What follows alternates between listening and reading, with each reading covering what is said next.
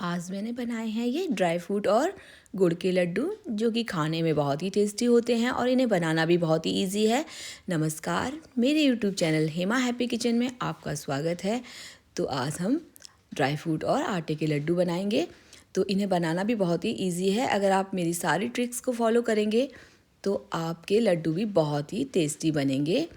तो आप भी ज़रूर से बनाइए, खाइए और इन्जॉय कीजिए ये ड्राई फ्रूट के लड्डू। तो सबसे पहले हमने ये कुछ सामग्री ली है। ये ड्राई फ्रूट है, आटा है और बाकी सारी चीज़ें हैं जिनके बारे में हम आपको सब बताएंगे। तो सबसे पहले हम क्या करेंगे, हमने एक कढ़ाई ली है, इसमें हमने देसी घी डाला है 2 टेबल स्पून। और इसमें हम सबसे पहले ये 100 ग्राम बादाम, काजू और अखरोट, ये तीनों चीज़ें डालेंगे और हम इनको अच्छे से चलाते हुए 3-4 मिनट तक भूनेंगे। और भूनते हुए आप इनको लगातार चलाएं, नहीं तो ये नीचे से लग जाएंगे। और हल्की आंच में ही भूनें तो ये बहुत ही अच्छे भुनेंगे। फिर आप इनको जब ये भुन जाएंगे 3-4 मिनट, तो फिर इनको आप निकाल लें। और उसके बाद फिर वो जो वही घी बचेगा, तो उसी घी में आप जो मखाने हैं, हमने 1 कटोरी मखाने लिए हैं, उनको आप हल्का हल्का चलाते हुए 3-4 मिनट तक के लिए भून लें। और ड्राई फ्रूट की मात्रा आप अपने अकॉर्डिंग, आप ज़्यादा चाहें तो ज़्यादा यूज़ करें, कम चाहें तो कम डालें। अब मखाने आपके भुन गए हैं तो इसके बाद हमने फिर से इसमें 2 टेबल स्पून घी गरम किया है और उसमें हमने गोंद डाल दी है। ये गोंद 100 ग्राम है। और वैसे चाहें तो आप इसे थोड़े थोड़े बैच में भून सकते हैं, पर मैं एक बार में भूनती हूँ, भून जाती है। पर थोड़ा धीमी आंच रखें, तेज़ आंच पे एकदम से जल जाती है। तो धीमी आंच पे भूनें, आपकी ये लगभग 4-5 मिनट लेगी और ये आराम से भुन जाएगी। अलटते पलटते हुए आप इन्हें भूनें, 3-4 मिनट में ये अच्छे से भुन जाएगी, पर आंच इसकी धीमी ही रखें। तो इस तरह से ये हमारी गोंद भी अब लगभग भुनकर तैयार हो गई है। तो ये हम इसको निकाल लेंगे।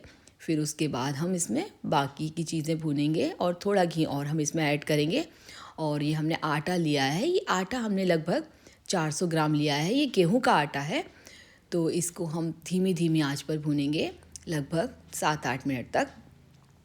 तो 7-8 मिनट तक भूनने में भी आप इसको बिल्कुल कंटिन्यू चलाते रहें। अगर आप बीच बीच में इसको चलाते रहेंगे तो ये अच्छे से भुनेगा और इसका टेस्ट भी बहुत अच्छा आता है। धीमी आंच पर ही आप इसे भूनें और छोड़कर ना जाएं, नहीं तो ये नीचे लग जाएगा।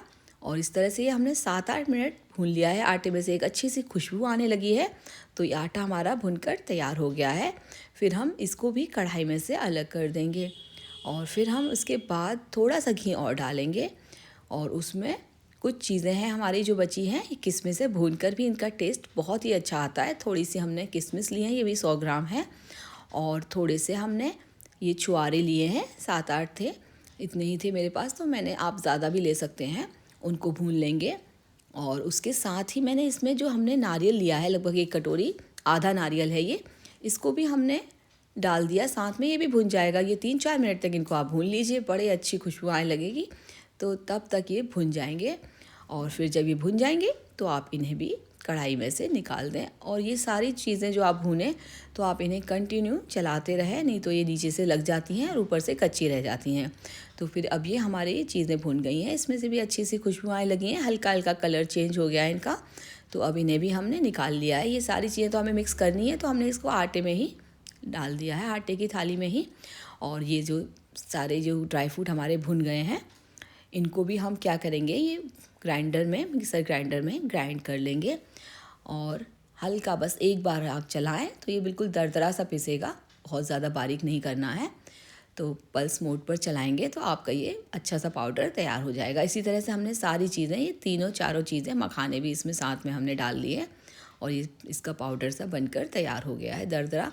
और ये जो गोंद है, इसको हम दबाकर किसी कटोरी या मैशर से दबा करके हम इसके चंक्स कर लेंगे छोटे छोटे।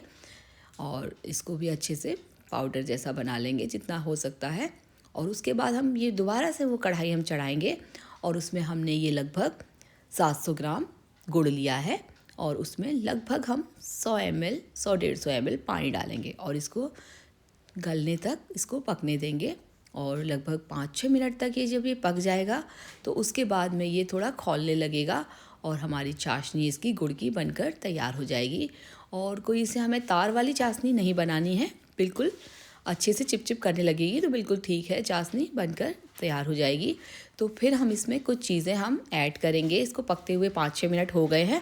5-6 मिनट के बाद हम इसमें कुछ चीज़ें ऐड करेंगे। सबसे पहले हमने ये सौंठ पाउडर ऐड किया है। उसके बाद ये सफ़ेद मिर्च होती है, इस तरह की आती है ये दाने, और नहीं हो तो आप काली मिर्च भी यूज़ कर सकते हैं थोड़ी सी कूट करके। और उसके बाद हमने ये 7-8 इलायची, हरी इलायची कूट करके डाली हैं। तो अब हम इसे थोड़ा चला लेंगे ताकि हमारी सारी चीज़ें अच्छे से मिक्स हो जाएं।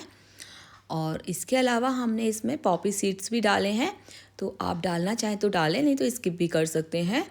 और ये हमने इस स्टेज पे थोड़ा घी और डालेंगे, लगभग 100 ग्राम। तो इसको भी हम अच्छे से चलाते हुए मिक्स होने देंगे, अच्छे से ये घी भी गल जाएगा। और फिर ये सारी चीज़ें जब मिक्स हो जाएंगी तो इसका एकदम तरल पदार्थ जैसा बन जाएगा, ये एकदम बिल्कुल और मेल्ट हो जाएगा। तो फिर इसमें हम अपने सारे लड्डू की जो सामग्री है, जो सारी चीज़ें हैं, वो सब हम डालेंगे। सबसे पहले हमने आटा, गोला वगैरह डाल दिया है जिसमें है, और अब इसके बाद हम ये ड्राई फ्रूट्स वगैरह जो हमने दरदरे कूटे थे वो भी हम इसमें ऐड कर देंगे। और वो बाकी की जितनी भी चीज़ें हैं, सारी चीज़ें जो गोंद है ये भी हम ऐड कर देंगे। और इन सब चीज़ों को डाल करके सारी चीज़ों को हम अच्छे से मिक्स कर लेंगे, जिससे कि सारा लड्डू का बैटर सारे एक जैसा हो जाएगा।